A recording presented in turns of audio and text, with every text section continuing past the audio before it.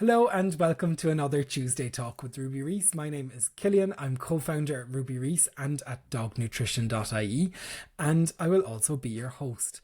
This week, speaking with Rob, the Irish dog father, who many of you already know. And we had a brilliant chat about dog breeds and where they came from. I think in our particularly in our Irish dog community, the one that we all know and care about so much. I think an awful lot of people don't understand where their dogs' breeds actually come from and their historical purposes and how they even came to be a breed at all. So it's definitely an interesting chat that you're about to listen into. So I think without further ado, it's worthwhile introducing now the chat that we had. Rob, welcome to the podcast. Thank you so much for coming on and joining me. How are you doing? I'm very good. Thank you for having me on. Will you do us the pleasure of introducing yourself briefly? Absolutely, yeah. So, my name is Rob Walsh, and for the last 13 years, I've been running my company, The Dog Father, and we do dog training and walking. And yeah, it's been a busy couple of years. You can keep yourself busy. And you picked a really, really interesting topic to speak about this evening. Yeah. So we wanted to talk all about understanding what breeds were, what their original purpose was, and the impact on their behavior. So I suppose let's talk about the most basic question first. Why hmm is it so important for dog owners to understand what their dog was originally bred for? Yeah. Well, this is like it's kind of like the holy grail question within dog training, because like usually as a dog trainer, when you come over and you try and assess a client's dog, like you're trying to see, what are they missing or why maybe is the dog actually doing this? Mhm. So the first thing, if someone calls me, the first question I'll ask them is, what's the exercise? How many hours a day? Food, blah blah blah. You go through this process of elimination, and a lot of the time with most kind of disobedience or like, troublesome behavior such as like digging, chewing, that kind of the common stuff that, adolescent dogs would tend to get. Usually it comes from the owner maybe having an unrealistic expectation on how much exercise this dog actually needed. Mhm. And or just, something that they're unintentionally setting the dog up for failure just because they're missing the key fact that, oh no, this is, a husky, for example, they can do up to 3 hours of running a day. Mhm. And, if you have a very energetic young husky and you're only doing a casual stroll for an hour around the park, well then, you might get other, disobedient behaviors coming to the forefront, like escaping, chasing animals or just running away when it's off the lead and stuff like that. So yeah, it's it's pretty much the most important question new dog owners need to ask themselves is how much do I want to do a day? And you have to do that every single day. Yeah, And yeah, it's definitely. it's it's just being honest with yourself as well. Yeah, and I suppose it's worthwhile pointing out right at the beginning as well that like every dog is an individual and Yeah, there will be individuals that break the rule as well. Like not absolutely. There's everyone's going to definitely follow the lazy same. huskies. There's Yeah, definitely lazy huskies out there. I've yet yeah, to meet them yet, but yeah. they do exist, like definitely. Exactly. So, like, there will be dachshunds that don't love to sniff. Mm. There will be the greyhound that doesn't love to sprint. But by and Yeah. large, Yeah, they yeah, yeah. kind of fit into My these mum's great. My large mum groups. has a greyhound who doesn't like to run. See, And okay. she's a lady of leisure, shall we say? And she's much more comfortable on the couch than she is in a wet field. Yeah, yeah. So I suppose these are useful categories to look at, be it if you're a prospective dog owner that's looking at different breeds, if you're a trainer that's trying to understand what a Yeah, breed might kind of stereotypically do, let's say. But obviously there's yeah, going to be individuals that have their own yeah, preferences as yeah. well. But there's usually kind of a base level for or the breed characteristics or traits. And when I make a training plan for say a Labrador, like ball throwing and frisbee and like that retrieving nature is kind of going to be where you start because that's what they were made for. So it's you can try and kind of, fight any, or battle all this kind of bold puppy energy that they have, but it's much easier to make a dog a good dog if you tap into the natural instincts that are already within them in their DNA. And it's a much more kind of natural and pleasant experience to train a dog by using, what they were made to do, rather than, you kind of like forcing it. You can't force anything in dog training. It has to be give and take on both sides. So and it really does, it builds a quicker bond with a new owner when you can tap into that. So yeah, I think it's huge, and it makes your life easier as a new dog owner if you can unlock that potential quickly and build that bond, like, because that's I really what training is at the end of the day. It's about building a bond with you and your dog, and you know how much do they listen to what you say is kind of the the cost of it all. Oh, definitely. And like you say, it's obviously going to be easier if you work with nature than trying to work against nature, Yeah, in a sense. yeah, and obviously there is going to be outliers, but at the same time, you know it's easier to tap into that kind of reservoir, like, rather than, obviously it can be trickier if there's maybe if it's a rescue from and there's a bit of trauma involved or something like that, then it's a bit more nuanced. But if you have, say, a puppy retriever, like, the first thing you're going to do is be throwing teddy bears around the place, and they'll naturally be bringing them back to you, and that's where you start from. And let's maybe dig into that because you've mentioned retrievers. So you're talking about your Labradors, your Golden Retrievers, and lots of other Yeah, breeds here. yeah, They have a history as a hunting companion, right? So how yeah. does that So plays out then in their day to day as well today? yeah, so it's actually quite funny with retrievers in particular and labs. I mean, everybody's been around both of those breeds where, like, they're constantly bringing you tennis balls. And, like, I don't know if you grew up with anyone with a lab, I'm sure everybody did. Yeah. And they are ball addicts. Like, they will just keep coming back, and you can throw it 1,000 times, it doesn't matter.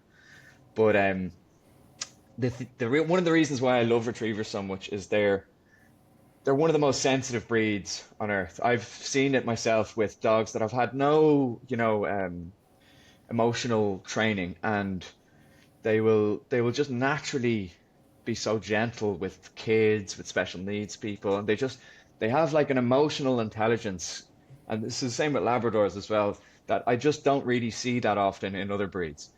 And like, I've brought some of the girls up in my pack up to some of the hospices, and particularly like children's homes and stuff like that, and like, they're just naturally gentle, sweet-natured dogs, and that's just in them. You know what I mean? They're one of the first guide dogs, and autistic dogs, or autistic therapy dogs, or service Mhm. dogs, should I say? And it's you can't really create that environment, like, you know what I mean? Like, that's just in their DNA. They are little teddy bears, like, and obviously there is bold ones out there too, Yeah. but it's the emotional intelligence that really draws me to retrievers and labs, and just their desire to please, and, like, they're so sensitive to like your voice, to the tone of voice, Mhm. so that, like, training a retriever puppy can be really easy, because you praise them when they're doing all the behaviors you seek, and you're trying to put into them, and then a big no, and they're like, Mhm. oh, like, it physically hurts them if you do Yeah. that to them. And whereas, my husky Sky, for example, if I do that kind of stuff to her, she's like, so I don't Yeah, care. Like, exactly. it is water, and that's the husky independence that I'm sure we'll dive Mhm. into soon. Yeah. But the retrievers, I say retrievers, but, like, I really mean golden retrievers and Labradors, because they're Yeah. very kind of similar behavior wise and mentally.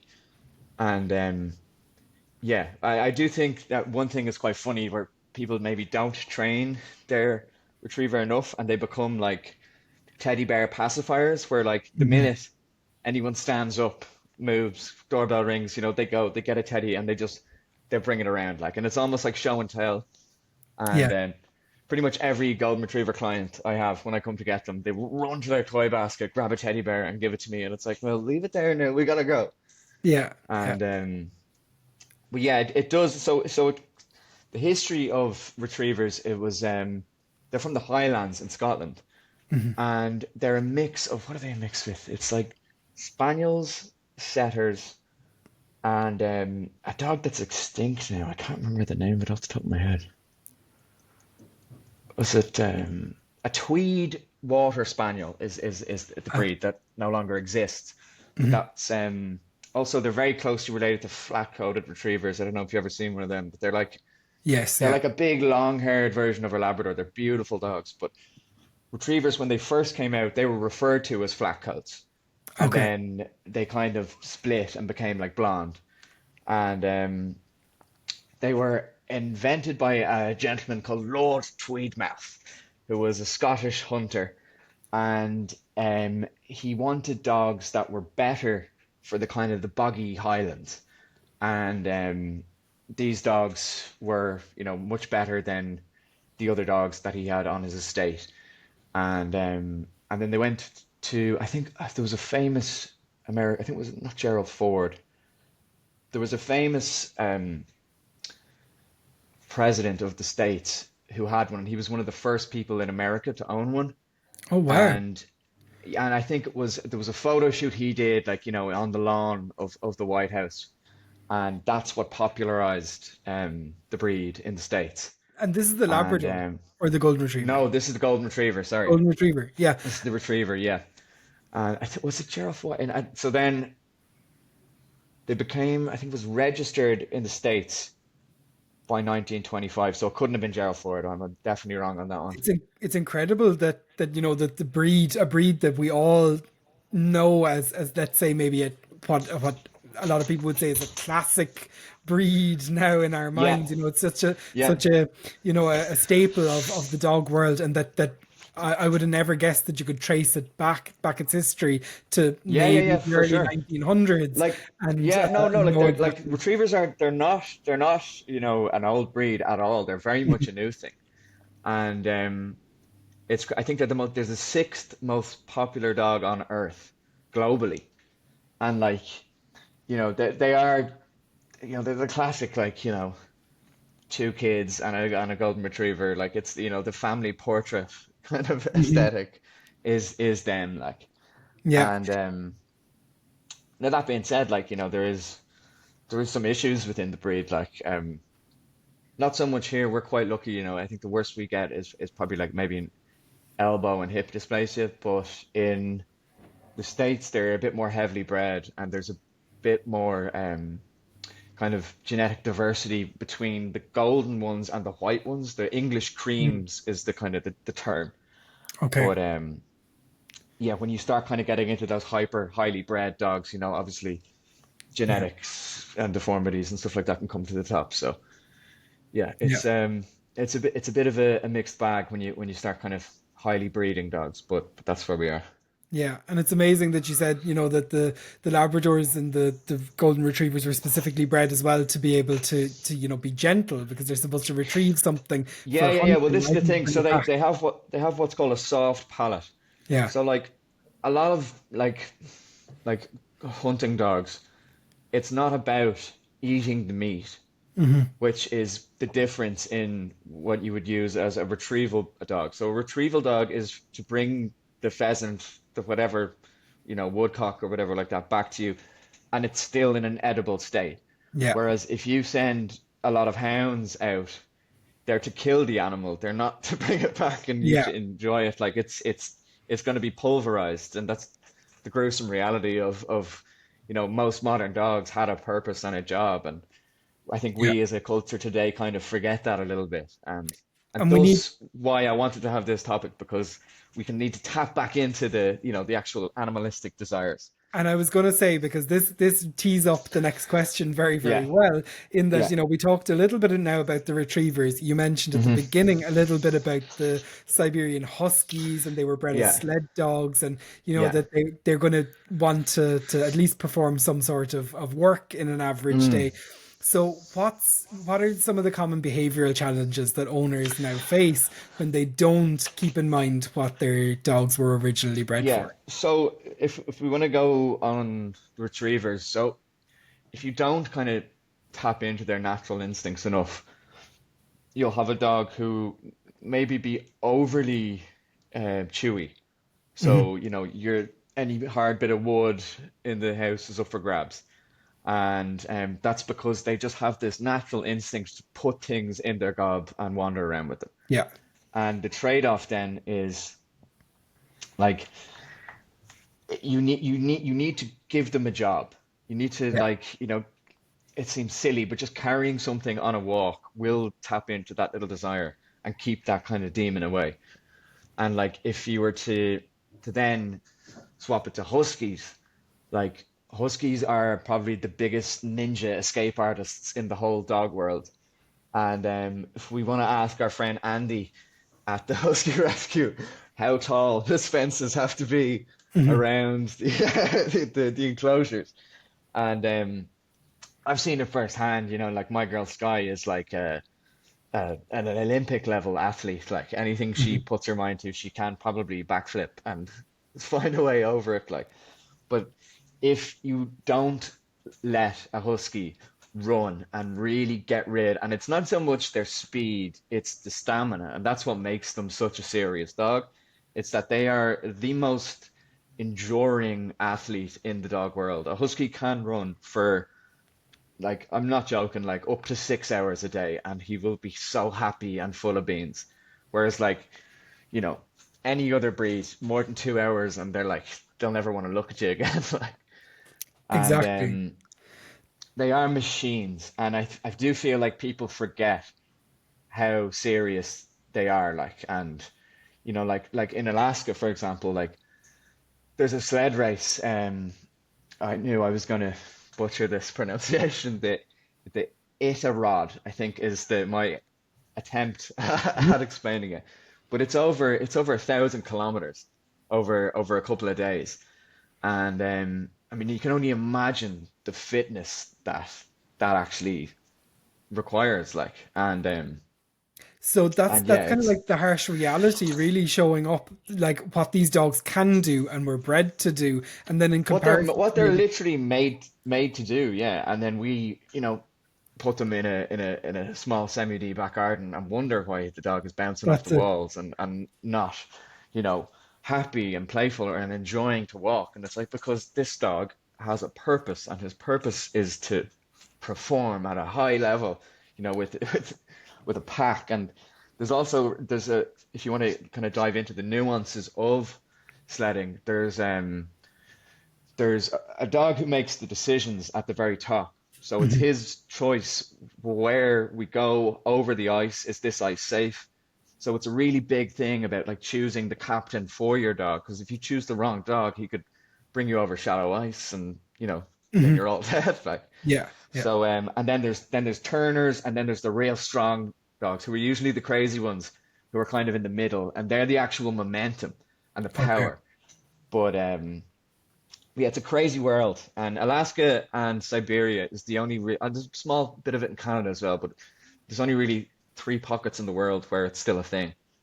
But I mean, in Alaska, come winter, the only way to get around is on a sled. You can't even ride a snow machine when the snow gets deep enough. So it really they are like the lifeblood of some parts of the world. Like, But I suppose in another context, then when you're talking about somewhere like an urban setting like Dublin or Cork that we're yeah, very yeah. familiar with, how does that map? And can people, is it realistic to own a dog like this in an Absolutely, I urban think it setting? absolutely is, but you Yeah, you have to be honest, like, and yeah, I mean, I don't have days off mhm, ever, and that's because I own a husky, like. So I mean, but that suits me fine. Like, I love the outdoors and hiking, and it doesn't bother me if it's raining sideways or if it's splitting off the rocks. Like, I'm out there, yeah. and but that's the attitude you have to have, and it's not fair on the dog if you're not going to let him blow that steam off, and it's going to come back at you in other ways. You're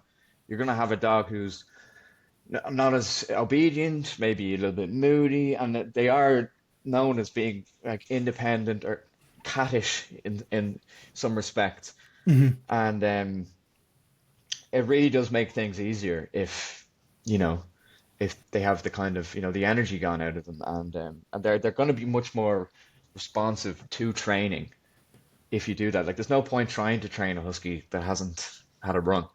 Like, Yeah, it's just you would be, peeing in the wind, so to speak. Like, definitely. but And could you use some of these techniques in training as well? Use tools like, let's oh, say, definitely, yeah, definitely. Like, so, like, one of the best things I think, and huskies excel at, is agility and running.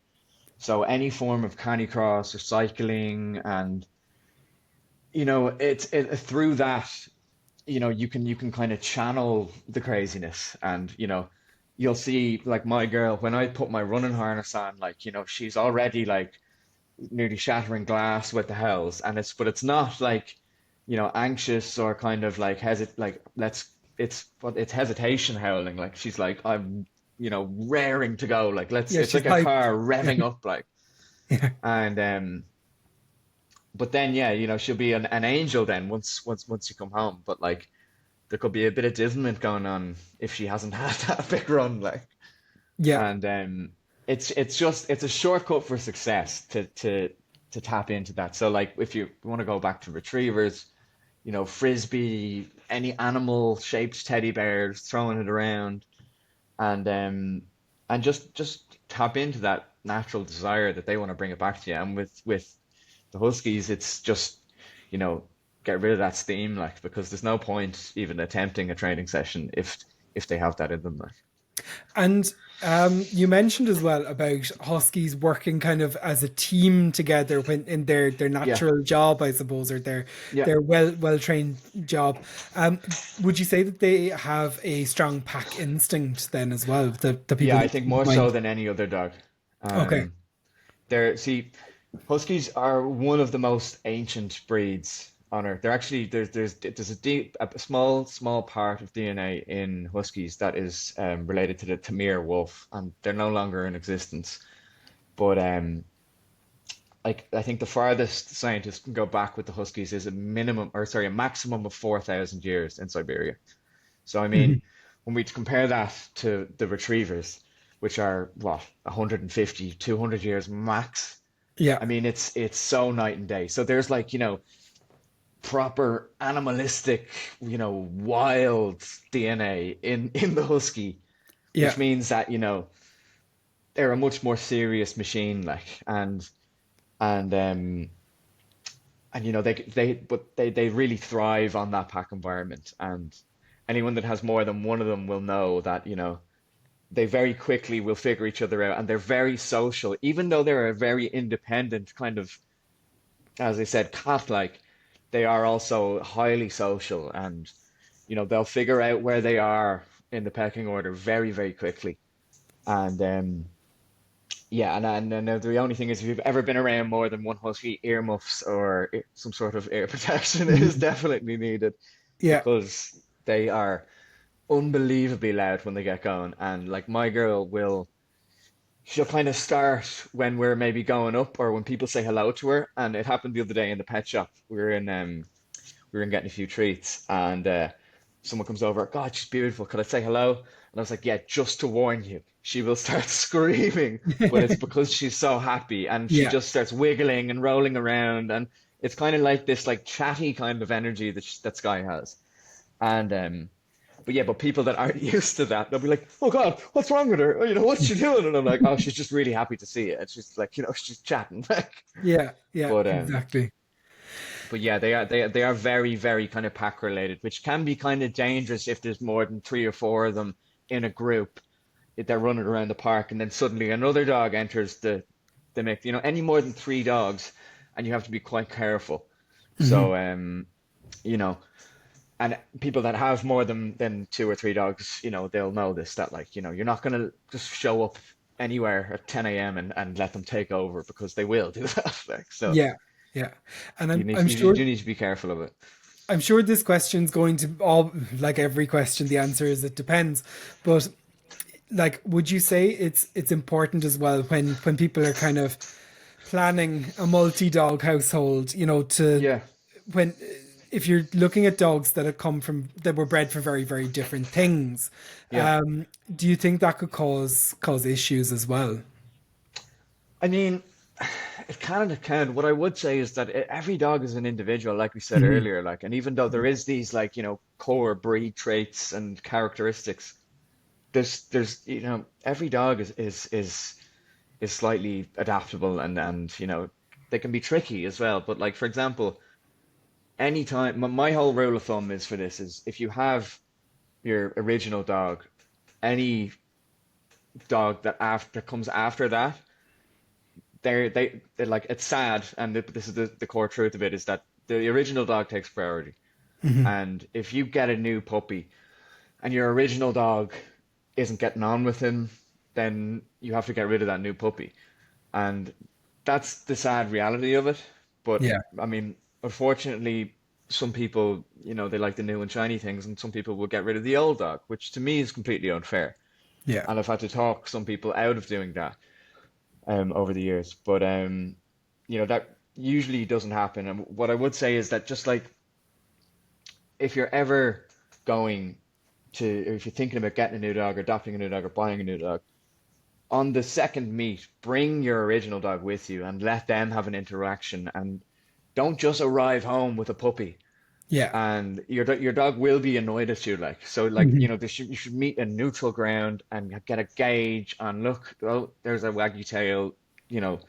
But I also a thing that is kind of I find it quite upsetting as a trainer when you have a very elderly dog and people buy a really young bouncy puppy as a present for the dog, and it's like that's not Hmm. really how it works. Like you know what I Yeah, mean? That old dog's retirement era just got a whole lot more stressful for him. So I think exactly. people need to be a bit realistic and sometimes question like, is it the right time? Is it the right thing? Would it be nicer maybe to let Billy have a nice relaxing year or two left and then get Yeah. get a new dog? Like, No, that makes total sense. And yeah, I suppose if you're looking at dogs that are frustrated and have all this pent up maybe rage yeah, from not being able to do what they're supposed to do, as yeah, opposed to having all these dogs that are living enriched lives and kind of can express what they need to express on a day yeah. to day, you're probably going to have two very different situations as well, right? Exactly, exactly. And like nothing is ever as simplistic as it seems, like Yeah, of especially course. when I show up and people tell me, this is the problem and they give me their reason why, and I'm like, well, they gotta dive down into what's really going on. Hmm. And like it's like dog training is quite tricky. I know our friend Susie, she's a huge believer in that, that if there's aggression Hmm. there or it's coming to the front of it, like what is going on behind the scenes, could there be at its core pain? Is that the root of maybe this growling display? And yeah, I think people just need to be sometimes a little bit more empathetic with how they look at the situations, and we're very quick to kind of put a human spin on things. Yeah. And sometimes it's a lot more simplistic or animalistic if you want. It's that no, like the dog's got a really sore tooth, back, tail. That's why he doesn't want to play with this dog or whatever. And when talking, I mentioned enrichment as well. So, like, I think Yeah. it might be worthwhile when we're looking at the different breeds and what they love to do. Hmm. We've said it on this podcast before, and we'll say it probably another thousand times.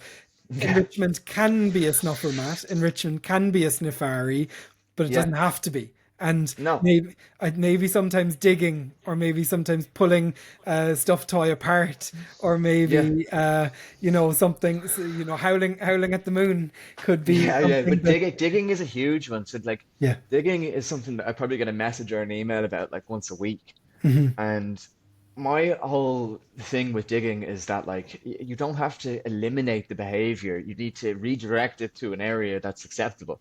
Yeah. So it's like if your dog is digging, first of all, you need to have the dog to understand what no means. So my no, you've heard me say this before, is the ah. Ah. That's my like, whoa, whoa, whoa, whoa. And we all know that sound from when we were kids and, Yeah. you did something silly and, you got a smack, like, or you got in Yeah. trouble for touching the hot kettle or something like that. So Yeah. your voice has to have that kind of level of intensity. I don't want to do it, but they'll hear me upstairs Yeah. now. The urgency. But, Yeah. but also, so that's the kind of the signal to say like, this is not what we're seeking here. And secondly, give the actual digging a command. So I had it with my little guy Harry, who's a Chihuahua Jack Russell. So he learned the word diggy. It was probably his third command, and it's really easy to teach. You go to the beach or somewhere where it's acceptable to dig, and you yourself will just go diggy diggy diggy diggy diggy, and it's silly. I guarantee you, any dog that is prone to digging, they'll pick that up so quick. And then you can also do the no or diggy, do the no signal before it, and you create that association for the dog. So it's like they don't speak English. We need to create, Yeah. systems in place so that they understand what we're actually saying. And, number one reason why like I get in arguments with dads when I come over to train the puppy, and I'm like, there's no point scolding the puppy for the pee he did an hour ago. All Yeah. you're doing is upsetting this baby. It's like, can you imagine if I did that to your toddler? Like, Yeah. you'd throw me through the window, like. But Yeah. I don't view it as any different. Like, and people just need to kind of like take a step back and look at it from the outside, and it's that like there's much easier ways to do this than just scolding, like, and kind of shaming the dog, like.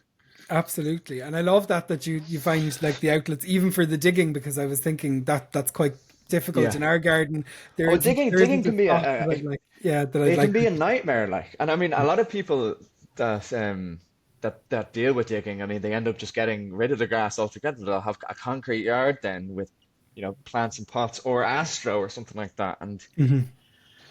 it's like but like everything, there is work involved in it, but some people just they don't really want to do the work, and that's the problem. And that's Absolutely, why but they think they'll call someone like me who think I can come in on a broom with a magic wand and be like, but it digging be sounds gone, and that's not how it works. it sounds like so much fun though if you could bring your dog to the beach and kind of like teach them, oh, Yeah, yeah, yeah, yeah. on command, it's actually Yeah. appropriate that you can But go you digging also here. you also need to be conscious that you don't overdo anything. So Yeah. this is why I say to new dog owners about paw is that be very careful with the paw command, Mhm. because paw can become like a, mummy, gimme, Yeah.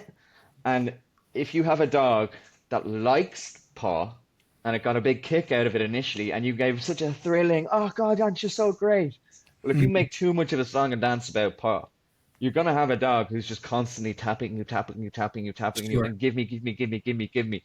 So you need to be careful that you don't overdo certain behaviors, because particularly with paw, with a young dog, I would always say that, you need to level up your dog's impulse control before you start pawing, pawing, pawing, pawing, because it sometimes can become a little bit of a an annoyance, shall I say. Yeah, and it's like I suppose obsessive behaviors are something that we wouldn't love to train No, into a dog in any way. no, But no, and people do it in like or unintentionally, because yeah, it's cute and funny initially, and then you're like, this dog is ripping every shirt that I have, and yeah, it really it can be an issue. Like, so I would always say, like, like if you want to do retrievers, for example, like the best probably game you could do with the retriever is to put him in a sit, put him in a stay, throw a toy, have him stay in the stay, looking at you, release them, and then they go do it. So mhm, like for a puppy, I mean, that's like, an impossible feat. But like yeah, if you have like a 5 months, 6 months old, they should know stay, they should know sit. So that's kind of, where you are. I always think it's kind of like snatch the bacon, like, except the toy's the bacon and you're running the yeah, opposite direction. yeah, yeah. And I suppose like you want to train things as well that take a while to train, right? Because I mean, if something is Yeah, so super simple, then it's going to be old news or an yeah, obsessive behavior very quickly. So yeah, it absolutely. makes total. And also, like, I think I said this in the last podcast we did, that like the most important thing with any trick or behavior is Mhm. to level it. So your dog might sit in front of you when you're standing, 3 centimeters on top of him. Yeah. Will he sit when you're across the rugby pitch or a football pitch? Will he listen to you even? So the three golden things with training is distance, duration, and distraction. So another analogy I use is that your home and your garden is primary school, your road and estate is secondary, and college level is everything after that. So it's like you can set your dog up in the park for training, but like bear in mind, like if you haven't graduated primary school, you're not going to graduate secondary school, you're not going to graduate college. Like so, it's kind of all these silly little sayings to help us understand how they see the world and how they kind of, deal with it. Like because any puppy, I mean, a seagull flies past and they're gone. Like so, it's Yeah. like you need to kind of insulate your own dog and protect yourself from. I always say that stay with food is always good because you're protecting the dog from the day you finally drop the kitchen or the chicken in the kitchen or the Yeah. Christmas ham gets put on the counter and you're doing the potatoes and you're stressed and suddenly the dog has eaten half a ham and you've rushed him to the vet with pancreatitis. Yeah, exactly. And that happens every Christmas across the country. Like. I can But imagine. And there's dogs that won't be named that manage to get their hands on a full rack of ribs, like yeah, yeah, barbecue yeah. sauce on them, lots of things that they Exactly. shouldn't Yeah, have. you're paying a nice €3,000 in an emergency specialist. That's it. Yeah, the potential for an investment is fairly high. Yeah, And I suppose like it's all about setting your dog up for success and trying to tap into some of their natural yeah, habits and yeah. behaviors And that'll it be. that takes the kind of the pain out of training. Like if it's a game, I know like we live in the age of gamification. You go to the gym nowadays, and everything has a game aspect for us now, and you need to do the same thing for a dog. It's not work if it's fun, Yeah. and like that's the way training should be. Like And that's so, what you it's like got it a doesn't dog it doesn't for. have to be difficult. Like Yeah, say that's, again. that's what you got a dog for anyway, was a companion that you can kind of like Exactly. live your life with and Yeah. maybe have a good time. So it's, uh,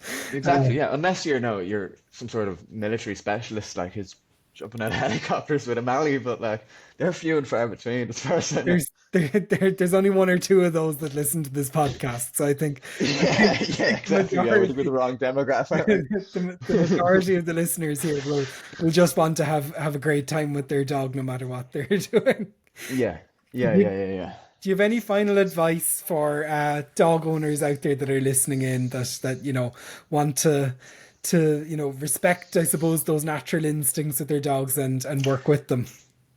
Yeah, I think the first thing you should do is find like the motivating factor. So Yeah. is your dog like chase driven? If that's the case, maybe get like a frisbee or a flirt pole or something like that. Or are they food driven? Or are they too food driven? Like I have a staffy who loses his marbles when Mhm. nice food comes to town, and he'll just start doing every single trick he knows. Yeah. So I mean, it's about one finding the motivating factor, and then just chipping away every single day and doing it might not seem like much, but 15 minutes in the morning, 15 minutes in the evening, and like then you're creating room for a healthy relationship with you and your dog. And you shouldn't be forcing the dog into it. It should be fun. Have So a if bit of if fun you with do that. feel like you're forcing it, I would say like reassess what you're motivating your dog with, and is it enough crack for both of you? Because it's supposed to be enjoyable for you too. And if it's not, then reach out to someone like a trainer or anyone, even a vet or someone in a pet shop, like and ask for help. Like don't be afraid to ask for help. Like the dog community in Ireland is incredibly open and friendly, and yeah, it's like I don't know. I feel bad sometimes for people who like I see them walking down the road with a puppy and you can see them pulling their hair out and they're stressed and it's too Mhm. much like, and I'm just like, will you relax, chill? It's Yeah. fine. Like, you're doing too much too soon. You've got an extendo lead and the puppy's trying to cross the road and it's like it's you're spinning too many plates. Like, you know what I That's mean? Like, it. or you're Yeah. just doing too much too soon. Like I said, you're in college level territory when you still should be at primary school. Like. That's So it. Yeah. just slow it down and try and breathe through it like and relax and have fun. I love that. I love that. And it's such an important message because, like you say, we're very hard on ourselves, which leads us being hard on our dogs. Then, Yeah. we should be But having a little bit I more see fun it with. with people like, and it's like this is a maybe a 14-week-old like cockapoo or something like that. And it's like you're not in the army, like Mhm. relax. Like it doesn't matter if the puppy is jumping up at people. It's a puppy. Like people will understand. Like if it's a 2-year-old dog jumping up on people, that's a different story. Like Yeah, then you need to get onto a trainer if you can't sort it. But like puppies are puppies, like, and you shouldn't try and like, end that puppy phase or like, like try and like get it out of them as quick as possible. Like they're babies, like, and we don't do that with kids, so why should we do it with dogs? Like, yeah, there's places for, that behavior, and it's the puppy park, like, where there's yeah, other puppies there, and they can, you know, absolutely take chomps out of each other, and then they go home and pass out, and then when they wake up, then you train them, like, yeah, and exactly. yeah, I think at the end of it all, just like try and tap into their little resources and have fun while you're doing it. Like Yeah. that could be my main takeaway from today. Then I'll be Such a good happy. message. Such a good message. Thank you so, so much for coming on and sharing, Rob. It's been an absolute pleasure. Well, thank you for having me, Killian. Thanks a million. Chat soon. Cheers. And once again, a huge thank you for Rob for joining us on the podcast this week. And of course, thank you, the listener, for listening in as well. We appreciate it so much. If you would like to get social or to find out more about what either Ruby Reese, dognutrition.ie, or Rob the dog father get up to on a day-to-day basis, you can get in touch with us on social media and on our websites. All those links are going to be in the show notes here. We appreciate wholeheartedly all of your likes, your follows, your engagement, and so on. It's so much appreciated. So thank you so, so much for listening in once again, and have a lovely week. See you again next Tuesday for another podcast episode.